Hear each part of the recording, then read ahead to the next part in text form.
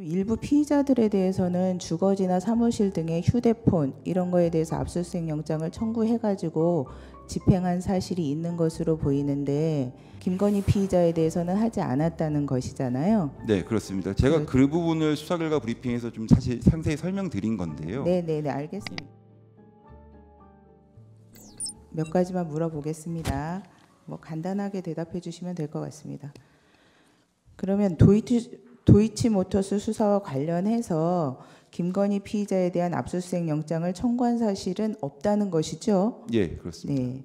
도이치모터스 사건 혐의 사실로는 없습니다.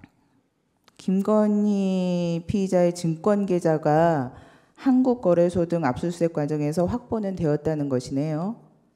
한국거래소에서 이상거래 회신을 해올 때 이상거래가 있다고 할 때 누구의 무슨 계좌, 어떤 내역, 누구의 무슨 이렇게 돼 있기 때문에 그 이상거래 연고는 김건희만 있는 건 아니고요. 예. 그 여러 사람들에 대해서 추가로 저희가 구체적으로 계좌 추적을 진행한 겁니다. 한국거래소에서는 압수수색 영장에 의해서 확보된 계좌는 아니네요.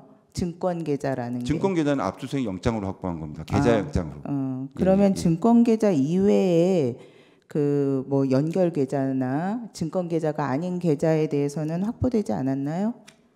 저희가 주가 조작 사건과 관련해서는 그 증권 계좌에서 있었던 거래가 이게 현실 거래 주문이냐, 통정 매매냐가 의미가 있었던 것 같고요.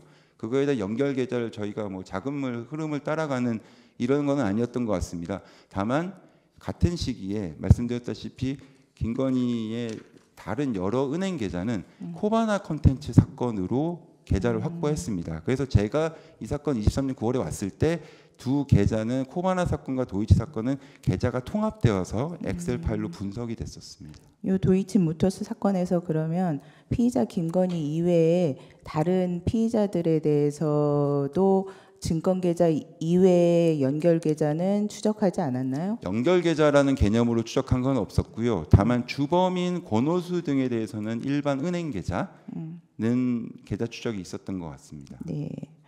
그럼 일부 피의자들에 대해서는 주거지나 사무실 등의 휴대폰 이런 거에 대해서 압수수색 영장을 청구해가지고 집행한 사실이 있는 것으로 보이는데 그 김건희 피의자에 대해서는 하지 않았다는 것이잖아요. 네, 그렇습니다. 제가 그 부분을 수사결과 브리핑에서 좀 사실 상세히 설명드린 건데요. 네, 알겠습니다. 예.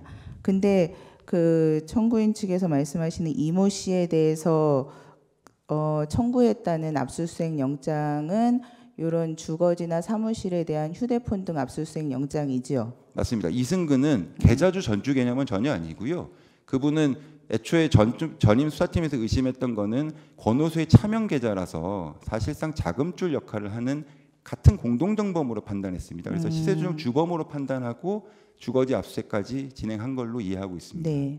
근데 기자들한테 설명하실 때 그 압수수색 영장이 청구되었다가 병행 수사를 하고 있는 중에 압수수색 영장이 청구되었다가 통기각된 이후에는 청구하지 않았다라고 할 때 압수수색 영장은 이런 주거지나 사무실에 대한 휴대폰 등 압수수색 영장을 의미하는 것이죠. 예, 맞습니다. 그런 장소, 물건에 대한 압수수색 영장을 말씀드린 겁니다. 그렇죠. 계좌에 대한 압수수색 영장이 아니고. 아닙니다. 예. 그래서 기자들도 그런 의미에서 압수수색 영장이 청구되었다가 기각되었다라는 취지로 알아들은 것이죠.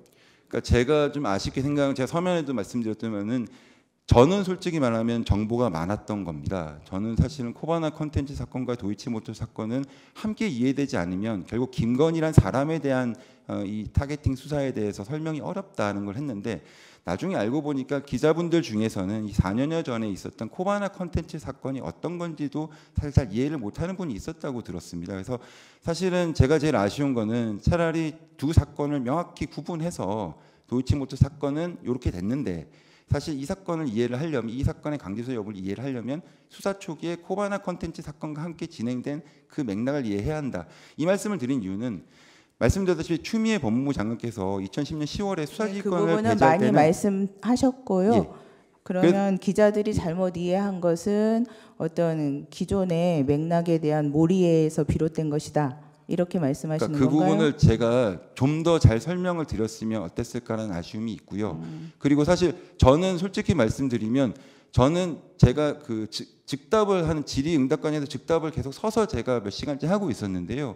그 과정에서 저는 계속 제가 아는 거를 충분히 설명드리려고 했습니다. 이러저런 4년여의 기간을 제가 수사팀이 아니었던 시절도 정확한 내용은 모르나 저는 이렇게 이해한다. 기자분들이 이런 부분을 이렇게 이해하시는데 도움이 됐으면 좋겠다고 해서 충분히 설명을 드렸다고 생각합니다.